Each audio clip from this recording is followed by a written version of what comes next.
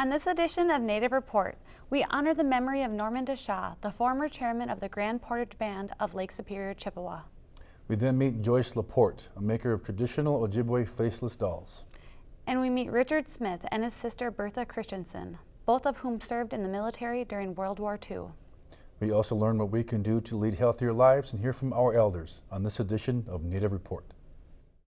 Production of Native Report is made possible by grants from the Blandin Foundation, the Duluth Superior Area Community Foundation, and the Shakopee-Mdewakanton Sioux Community.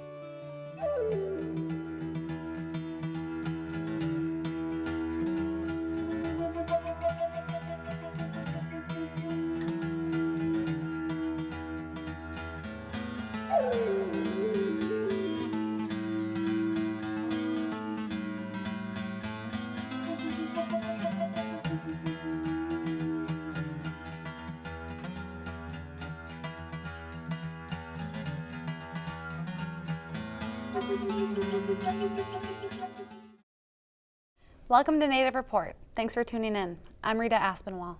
And I'm Ernie Stevens. Norman Deschampe has served in the Tribal Council of the Grand Portage Band of Lake Superior, Chippewa since he was 21 years old. He has lived in Grand Portage all his life and knows quite well the important issues of the close-knit community. Chairman Deschampe passed on before the story first aired, and we honor the chairman by rerunning the original story.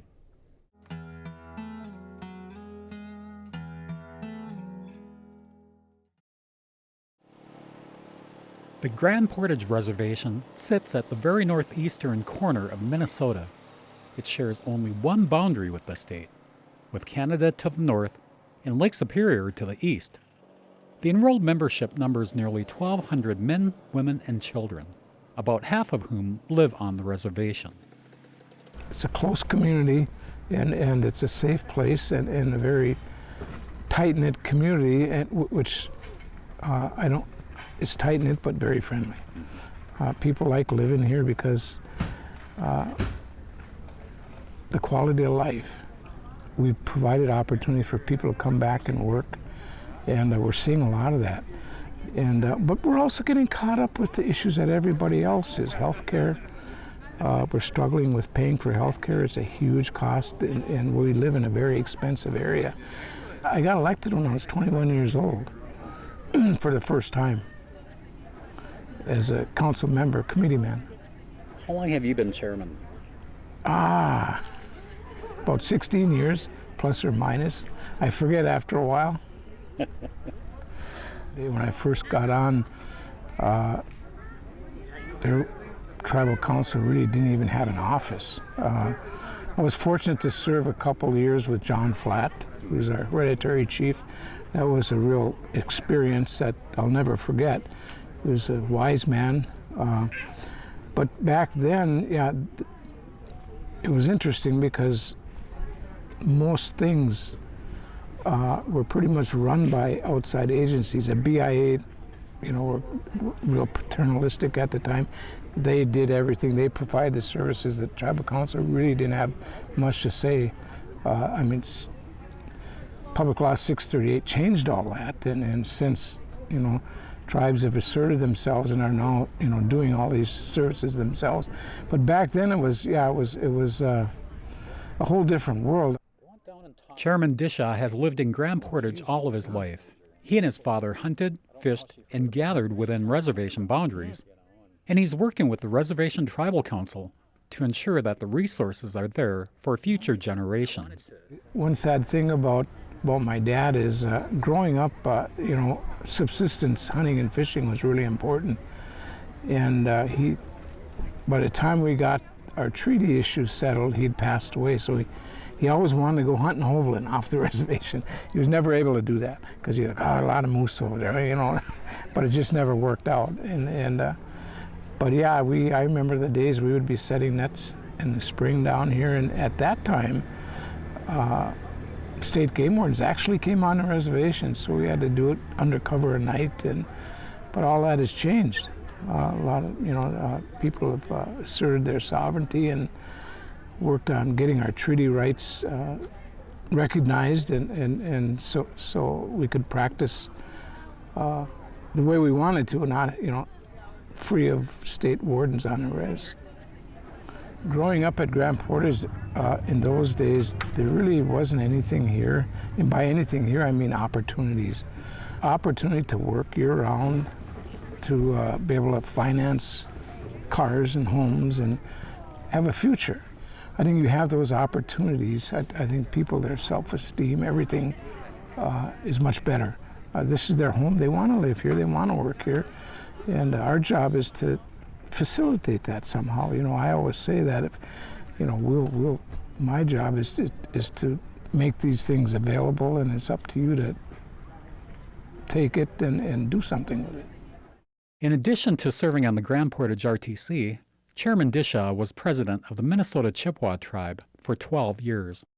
The Minnesota Chippewa tribe is very unique in the fact that there are 6 member reservations, or bands if you want.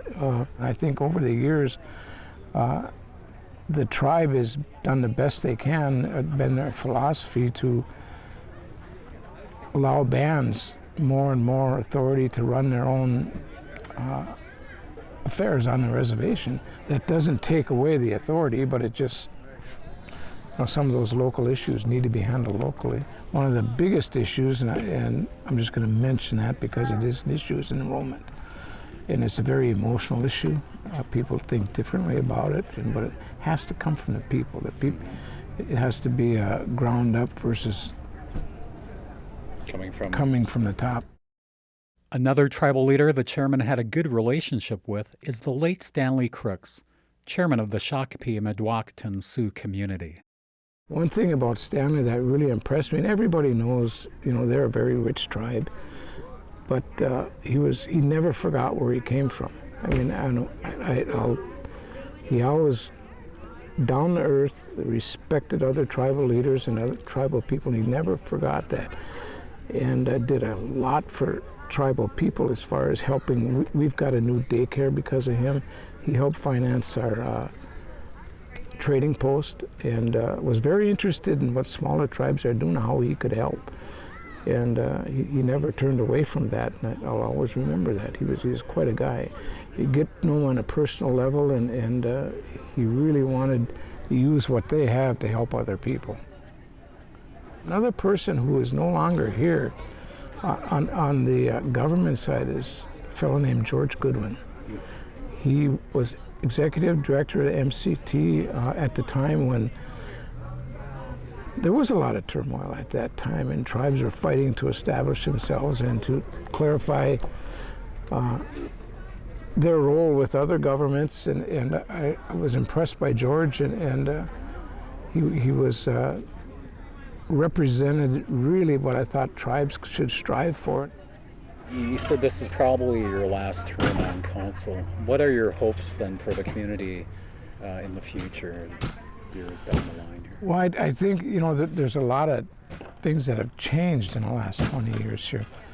And I think I would hope I know we have a lot of younger people who can step forward and protect that and make this place, or keep this place the way it is for their kids, and provide those opportunities. And that's my hope.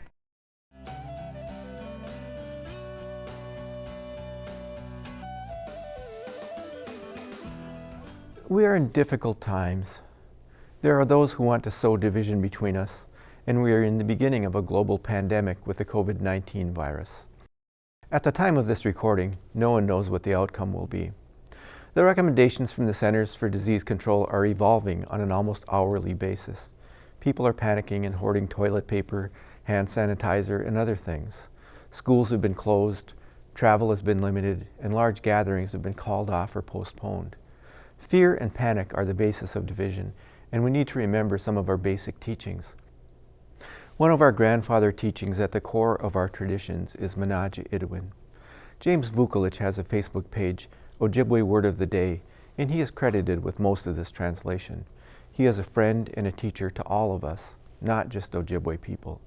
Menage Idwin means they respect each other. This is a reciprocal word, and it means that relationship goes in both directions. In dominant society, respect is given to someone of authority or someone of a higher social station. In traditional Ojibwe culture, Menaji means to go easy on someone or something, to treat with great care. Ide means reciprocal, and win changes the word to a noun. Menaji Idewin implies relationship and acknowledgement of someone or something else's sanctity, and this applies to all things. It means to go easy on one another. The world around us has forever kept this relationship, and we have not returned that respect. The earth provides us with everything we need. She has provided clean air and clean water, and she has provided us with food and things to make shelter from, and with things to improve our lives. When we harvest all the trees or extract things from the earth in harmful ways, we are not keeping our part sacred. The COVID-19 virus is a novel virus, which means it's new and no one has immunity to it. We are all at risk of getting it. There are some not worried about it because it affects elders and people with chronic illness more than others. They don't want to be bound by the recommendations that will keep us all safe. Our elders are Gichi-Aya, or great beings. Our elders are where our wisdom and knowledge reside. This is not just for Ojibwe people. This applies to all of us. No matter our station in life, there are always those with more than us, and there are many more with less than we have. Menaji Idewin means we need to respect them, and we need to acknowledge them as worthy of respect and worth caring for. It means we need to teach our children to see this reciprocal relationship with the world so future generations will maintain that relationship. We need to go outside, and we need to take our children with us. We need to walk in the sun, and we need to walk in the gentle spring rain. We need to listen to the birds and listen to the new leaves rustling and listen to them later in the year as they mature and their message changes. All times of the year are alive, and we need to listen and observe and go easy on the world we were given. Our teachers tell us everything outside is trying to tell us something. Listen. Respect. Menaji Idewin. Go easy on each other. Take only what you need. Act carefully and do no harm. This is a reciprocal relationship. And remember to call an elder. Now more than ever, they are waiting for your call. I'm Dr. Arnie Vainio, and this is Health Matters.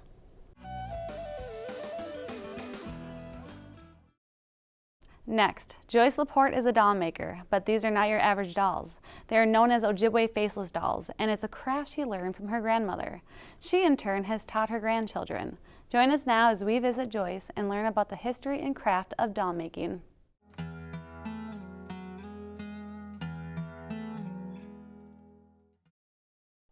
In the quiet of her living room, Joyce LaPorte sews together pieces of buckskin, then stuffs them to make a simple figurine. This is the Ojibwe faceless doll. I visited Joyce to learn more about this traditional craft. I make the Ojibwe faceless dolls. I've done the small, child-sized, the 6-inch warrior mom, and even a pregnant one. And then I do the 18-inch ones, but those are mostly go to museums. How long have you been making the faceless dolls? Since 1982, because I learned that I was going to have my first granddaughter. So the grandmas are the makers of the dolls to teach the young ones how to use the needle. I do it on buckskin, deer hide, and I do it on the split, make the body out of the split hide, because I learned that if I did it from the regular hide, it has too much stretch in it, and then you don't get a uniform doll. It's kind of like distorted. And when I first started making them, I stuffed them with cattail, but now I have to use buffalo hair because I have health problems now and I can't get out into the swamps and gather the cattail. So I just had to figure out something that was just as soft as the cattail, and I chose the buffalo hair. And then I dress the doll and put horsehair on their heads, and then just decorate it with it. Give them a little pouch or a bag or a drum if I'm doing the little men. If I work steady on it, I can sew the doll in 3 hours, and then by the time they're dressed and they have their hair and everything, it's probably closer to 8 that it takes me. The 18-inch ones will probably take me a week or more to make one of them. Joyce, can you tell me who taught you how to make the faceless dolls? I know you touched about it earlier. Yeah, my grandma. And my grandma was born on Madeline Island. She taught me and my cousin at the same time. And we asked her why it didn't have a face on it. And we lived up on top of the hill, and then there was a creek that ran around the around the hill. So she took us by the hand and walked us down there, and she knelt by the creek, and she said she looked into the creek, and we did too, because we were only 5.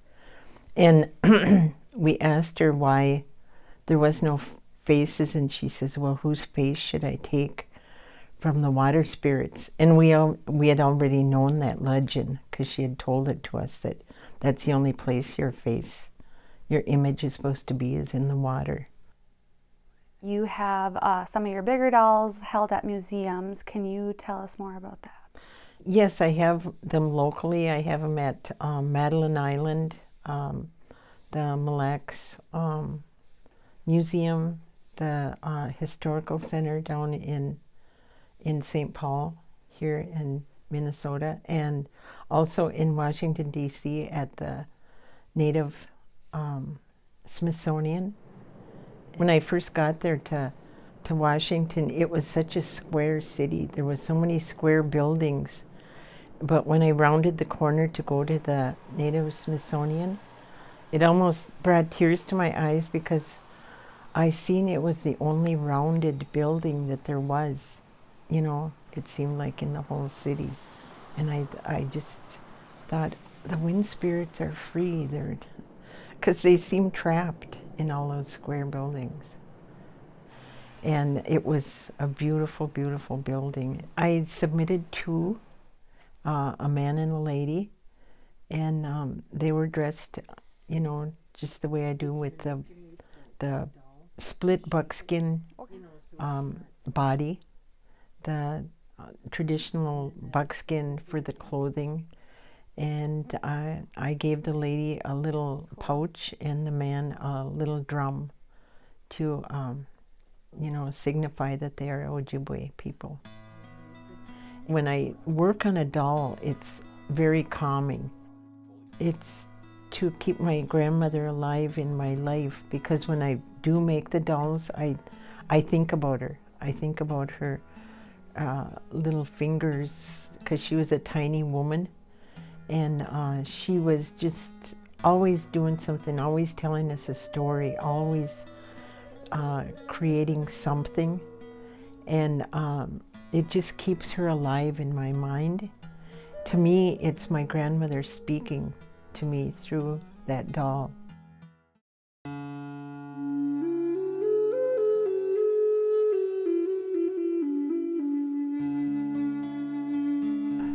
Language instructor to me sounds like you're teaching about the language. It's different for what my definition of what that is. I'm actually teaching in the language about different subjects. In that definition, I'm not a language instructor. So not only are we teaching the younger students, and as I've said before about the model of Indigenous education, everybody is included in that space. So even our teachers and our parents and our staff, our administrators, and our board and our parents and grandparents, everybody is part of the whole Misabikong experience. It's not just us. It's not just the teachers and the students and the administrators. Everybody that's involved with the effort to revitalize the language. Our language is not compartmentalized into math, science, social studies, or phys ed, health. It's not like that for us. From a first language perspective, when you speak, you're talking about all those things already. I try not to put students in categories depending on their ability. Everybody has a very beautiful way of learning on their own.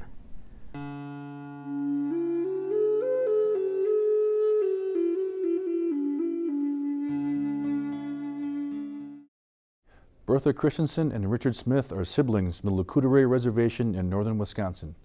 Both joined the military to help their country during World War II, Bertha in the Army Air Corps and Richard in the Navy.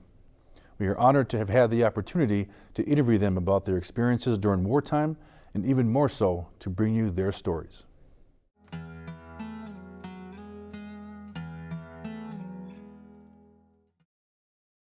Having brunch together at Kubi's Coffee on the Lakota Ray Nation in northern Wisconsin, siblings Bertha Christensen and Richard Smith are worlds and generations away from a time when both served during World War II.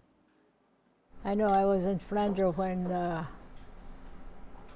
Pearl Harbor was bombed. I was in my last year in high school. I was walking down the street and I seen this office recruit. And I thought, I'm going to walk in and see what they have to offer. So I walked in, signed up, went home and told Dad and Ma. Off I went. At that time, I still wanted to be a nurse, so I joined the medical corps. So I always worked in the hospital when I was in the service. While Bertha enlisted in the Army Air Corps, her brother Richard enlisted in the Navy. War was on and I enlisted when I was 17. Please tell me about your basic training. Well, we had an old chief, and he was really a good guy. He must have realized that we're going off to war. Their individual experiences were very different from each other in most every aspect, yet each played a crucial role in the overall war effort. Bertha was a nurse's aide at base hospitals in Casper, Wyoming, and Colorado Springs, Colorado, while Richard served in the South Seas. It was nice. Met a lot of GIs that were very nice. When we first went in, we were new to the armed forces. They used to call us wackies. They didn't appreciate us being in the Army, but they soon got used to us being around. We took care of the GIs, the ones that weren't able to take care of themselves. We helped and brought their meals and gave them a bath and walked them around. Some of them were injured, not too many, but a few came back injured. They stopped on their way en route, and we took care of them. We used to wonder, we'd get acquainted with guys on the base and go to dances with them and picnics, horseback riding. Soon they were gone, be new GIs coming in. They were all sent overseas. And I never had a problem with being American Indian. I never heard a word, not in all that time. I would blow a deck and we heard something smash into the ship and the lights went out and everything, and I ran up to my gun up there, but we had 20 millimeters all along the side, so I ran up and got mine. Mine is all smashed up because the plane hit right below the deck there. Been there 5 minutes earlier, I'd been made into bacon, I guess. Another plane was coming in on us, and we had all guns were going in because we all aware of it and shot that plane down. His convoy was sent to Iwo Jima, and it was there he witnessed one of the most iconic moments of the war. And he looked around, there were ships from all over that waiting to go in. Well, they had a lot of them were supply ships, and we went ashore. Remember, we got hit. We got in, we let the tanks off, finally got the door open, and I saw the flag raised there. I borrowed a pair of binoculars and I was watching the flag raising. Once in a while I think about it, yeah. In a way, that was a glorious time. Everybody was together and everybody was working good and just a lot different. I thought I was doing something for myself, and I would write home, but I'd get lonesome all right, but you get over it. I had a good life. For more information about Native Report or the stories we've covered, look for us on the web at nativereport.org, on Facebook, and on YouTube. Thank you for spending this time with your friends and neighbors across Indian Country. I'm Rita Aspinwall. And I'm Ernie Stevens. Join us next time for Native Report. Rita Aspinwall is an enrolled member of the Fond du Lac Band of Lake Superior, Chippewa, and is an ICWA social worker with Fond du Lac Social Services. Ernie Stevens is a member of the Oneida Nation of Wisconsin and is a film and television producer.